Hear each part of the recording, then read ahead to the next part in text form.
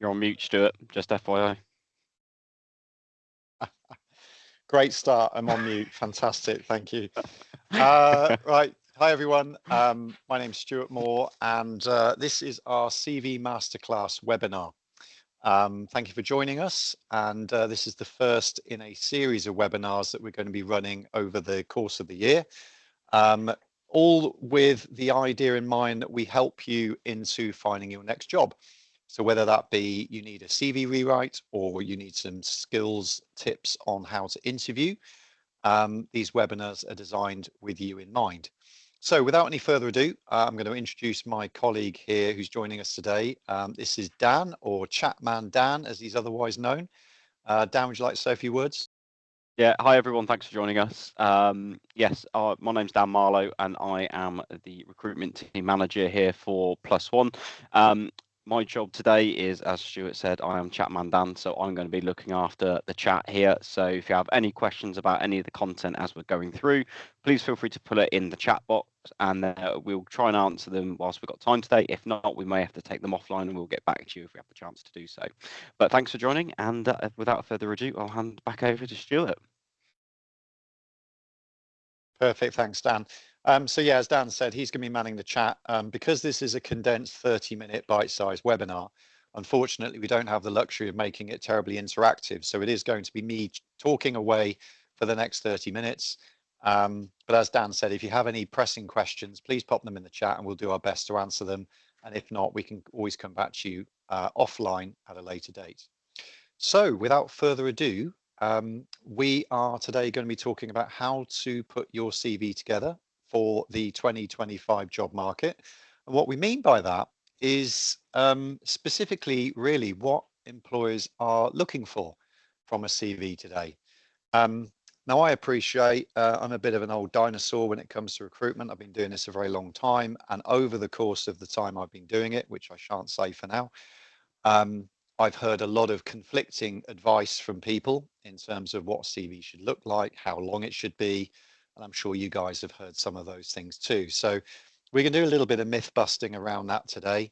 Also going to be talking about what information your CV should contain, which bits you might want to cut out, which bits are most important, and most importantly, yeah, exactly what employers are looking for. So let's make a start then. Some of this might sound fairly obvious. What should my CV contain? As it says here, all of your work experience that you've had. Now, for those of us that are, who've been working a little while, let's say, like myself, you don't really need to go back to what you did in 1983. I would suggest keeping it probably to the last 20 years. But really making sure that certainly the last 10 to 15 are covered in substantial detail, because to be quite honest, the world of work has changed significantly over the last 15 to 20 years.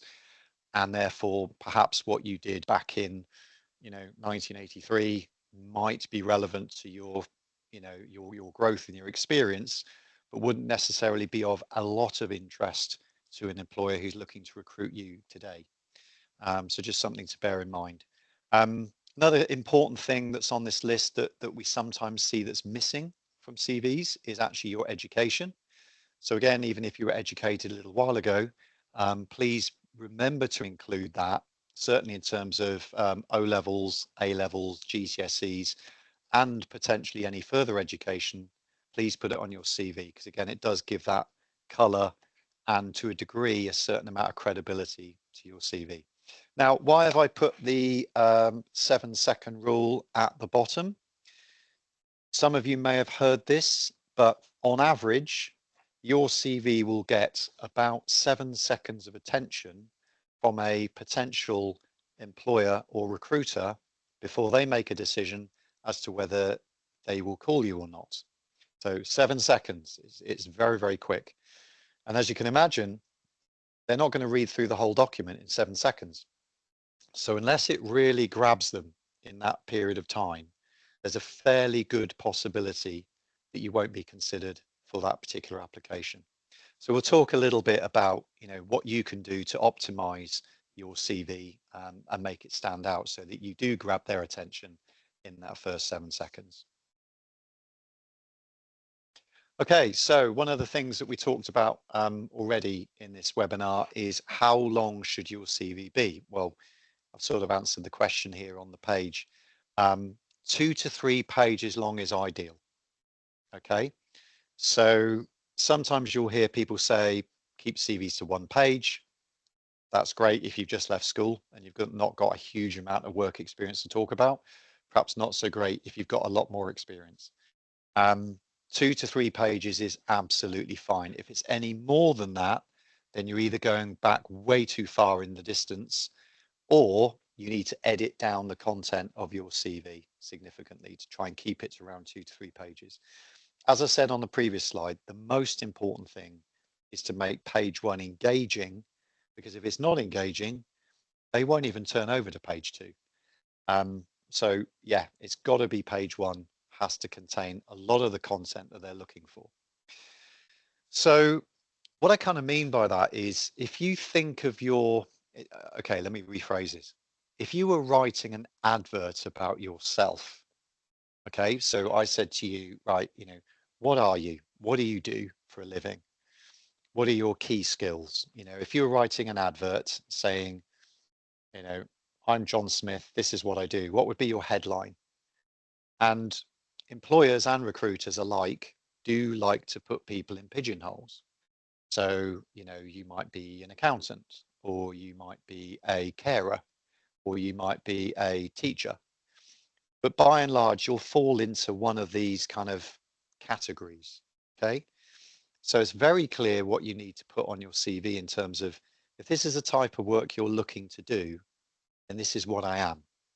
Okay. Hopefully that makes sense. And then everything under the profile or the headline part of your CV needs to sort of echo and back up what you've said in your headline.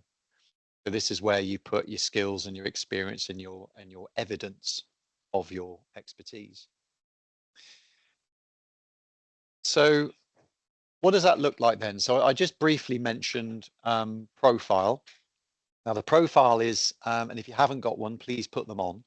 So under your name and possibly your address details at the top of your CV, this needs to be about 4 or 5 lines, so a good paragraph where you've got the opportunity to talk about you and what you can do, what you're good at, what job category you're sitting in, and most of all, you know, why would somebody want to employ you?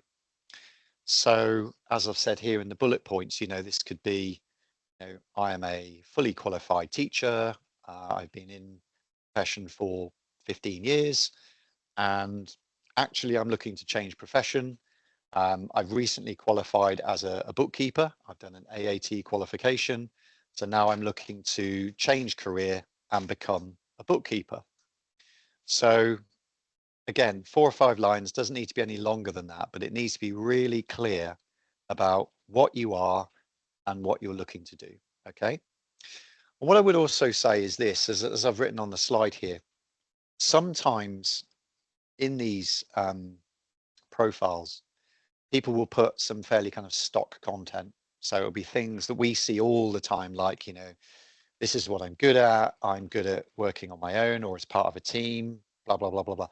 They can look quite repetitive and cliched, being honest. And bear in mind, recruiters like me or employers, we see hundreds of CVs every month. Okay. So thinking about what you can do to elevate your CV to the front of the pile, try and make it a bit more about you, a bit more unique, as opposed to thinking about, okay, well, I need to say the same as everyone else, or I need to put things I think an employer might want to hear, like I'm a great team player, I work well under my own steam, I have great initiative, blah, blah, blah. That's fine, but you can't evidence that in a CV.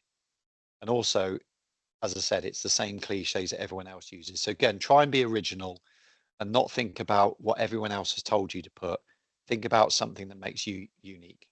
Okay. So what else needs to be on your CV? Well, very importantly, your employment experience. Okay. So very important here that you put your most recent job at the top. Okay, we sometimes see CVs where it's in reverse order and we have to scroll right to the bottom of the CV to find the most current employment.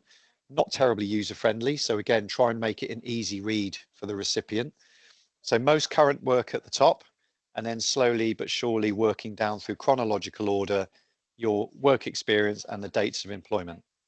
I would recommend always, when you're describing your job in terms of what you're doing and your responsibilities, probably keep it to no more than 6 to 10 bullet points, and do write them in bullet points as opposed to writing in paragraphs. From a reader's perspective, it's easier to skim. We can get to the content quicker. We can see the content we want to see that little bit quicker. So bearing in mind that 7-second rule, we need to be able to see what we want to see quickly, make a quick decision about whether we want to speak to you or not. And then if we're very interested, we'll then turn to page 2 and we'll read on. Okay.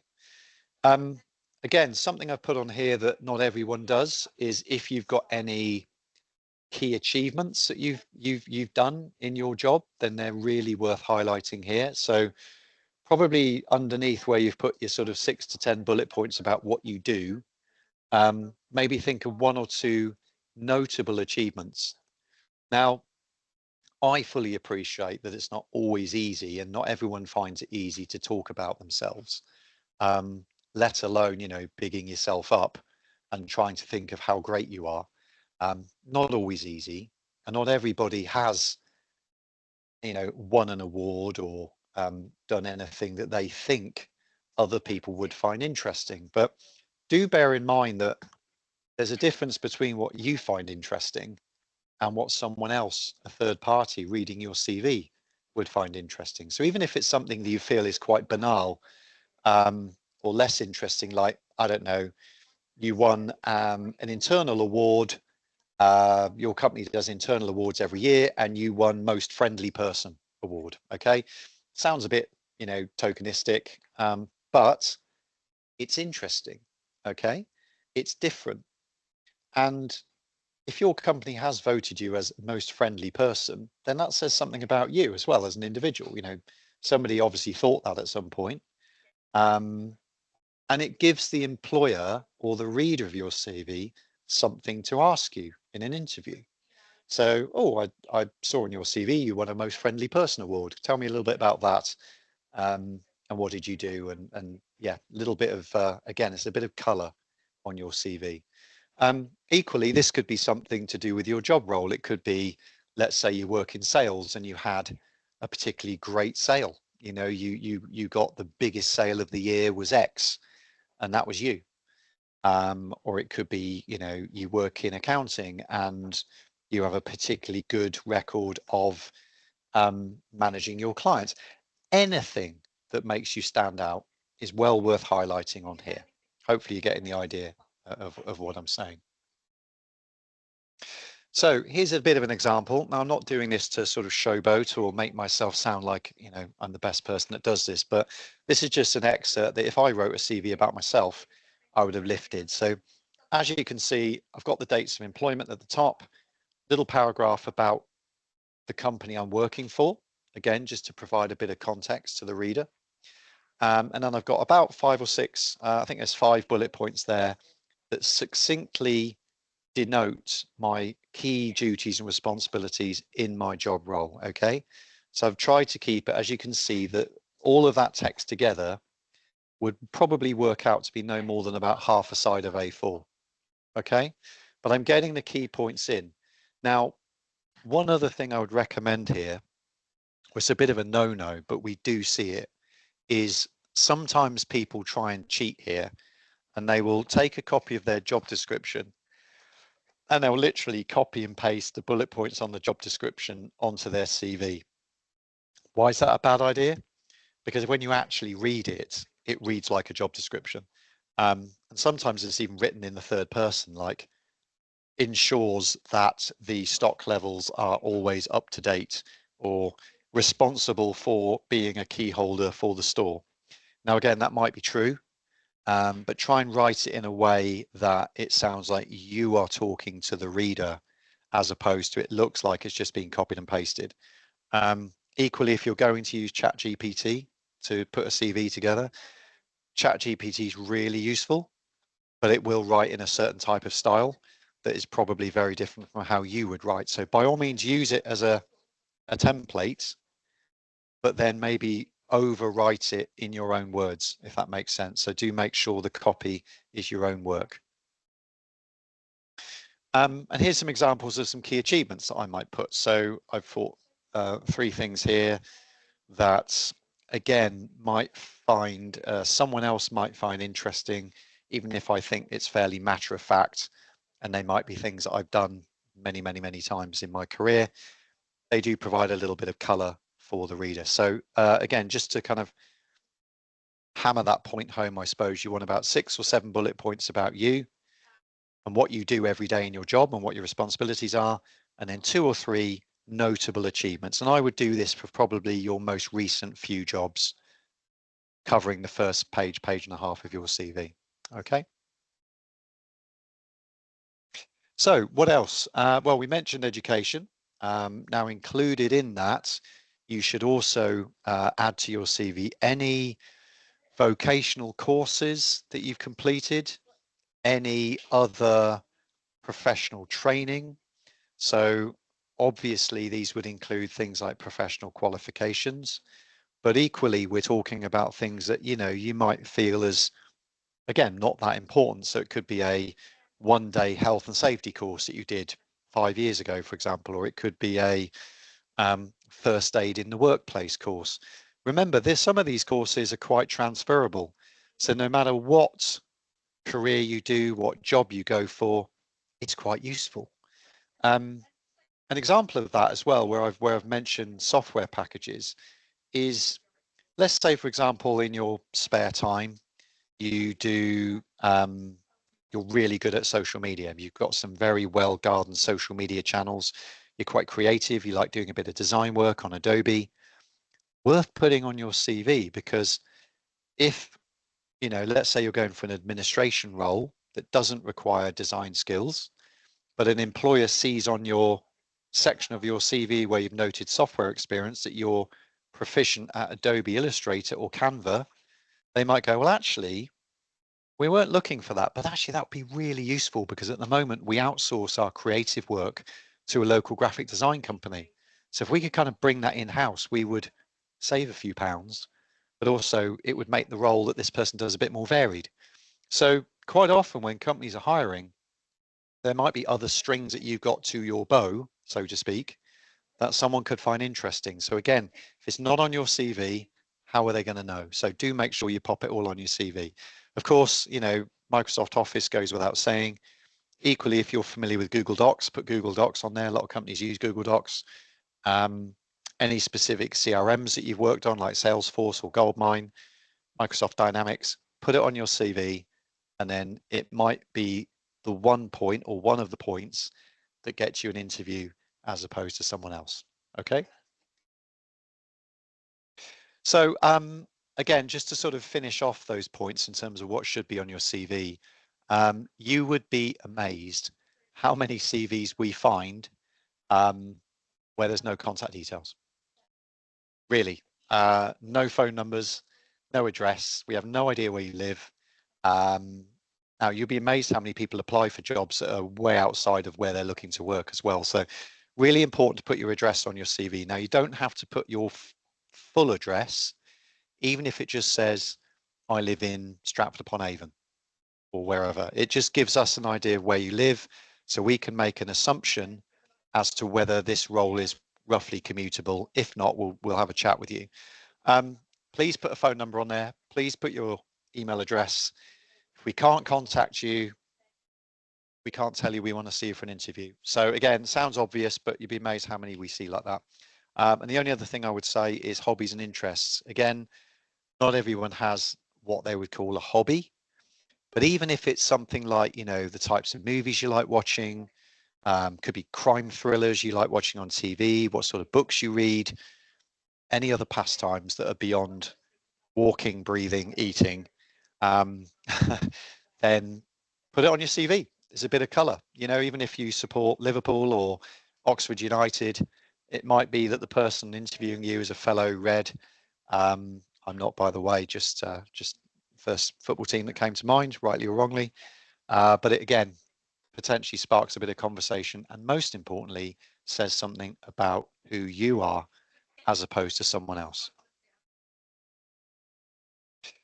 So what else is important? So we've sort of covered the content of the CV, but that's not the only thing that employers are going to look at before they decide to ring you. Now, recruiters like me, we live on LinkedIn, okay?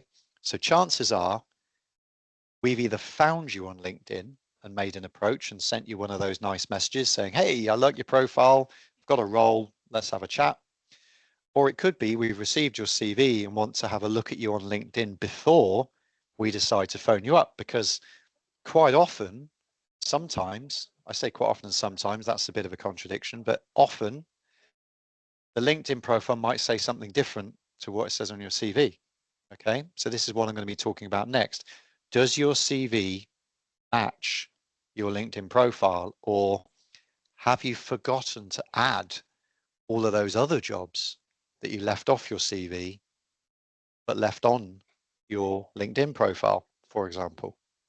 So worth doing a little bit of gardening on your LinkedIn profile. Now, if you haven't got LinkedIn, and not everybody does, it's free to set up, just like any other social media platform. It's not really social media, although, you know, it has elements of social media, of course, but there are over 1 billion global users on the LinkedIn database right now. So that's a huge chunk of the world's population. Most, certainly larger employers, will hire on LinkedIn. So again, if you're not on there, you're potentially missing out on those opportunities. And as I said, it's often the first place that a recruiter will have a look to find you. Even if we've not seen your CV, we'll have a look at your profile. So if you haven't got a LinkedIn profile and you're looking for a job, definitely set one up. Absolutely set one up. Do make sure that your employment history on your LinkedIn profile matches your CV. Okay. Otherwise, it could set off a bit of a red flag in the mind of a recruiter or an employer if there are jobs missing from either. Do choose a professional headshot for your LinkedIn profile. So please don't use the photo of you in Ibiza carrying a pint of beer and looking slightly the worse for wear. Obviously, first impressions count always. And also think about the design of your LinkedIn profile. So here's an example of mine. Again, I'm not doing this to showboat, but this is what a LinkedIn profile should kind of look like.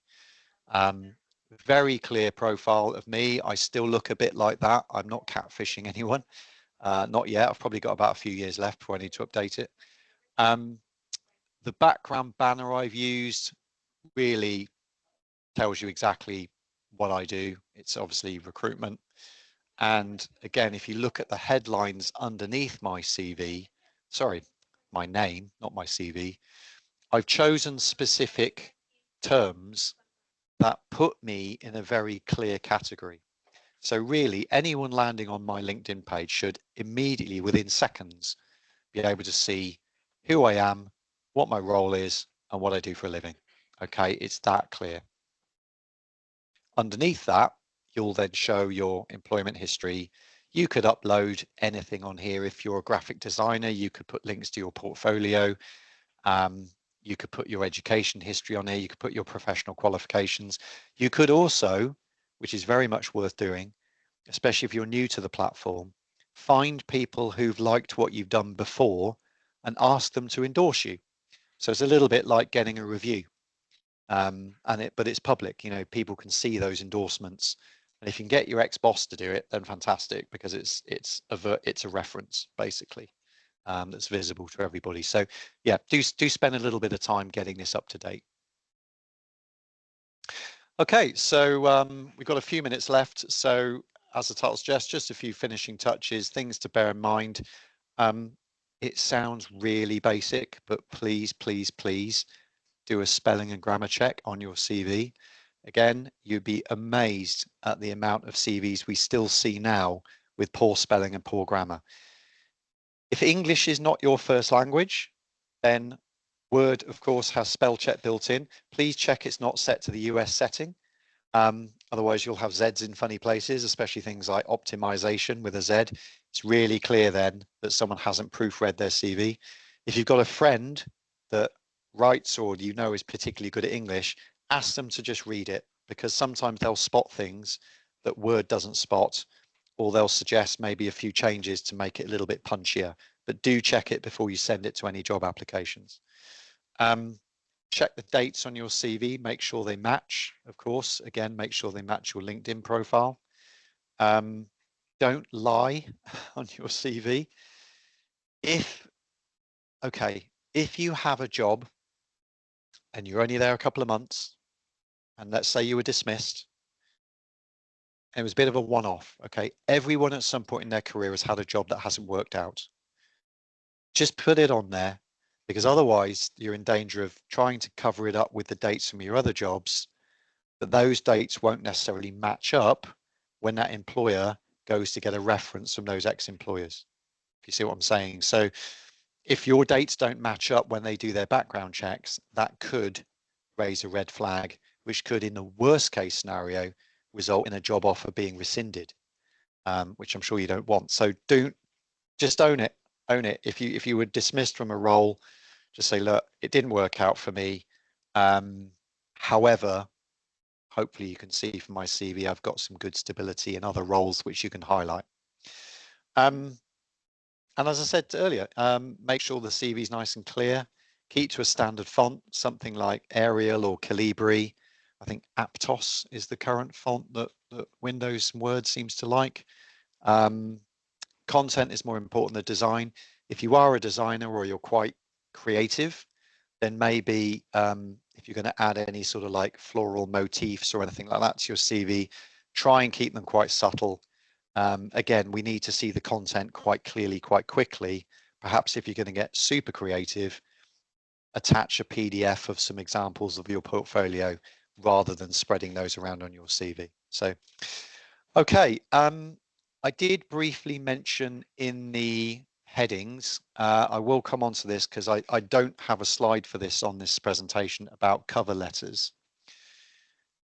Cover letters are something that we don't see a lot of nowadays. I appreciate in some roles or some application processes, they're still required, especially if you're going for academic roles.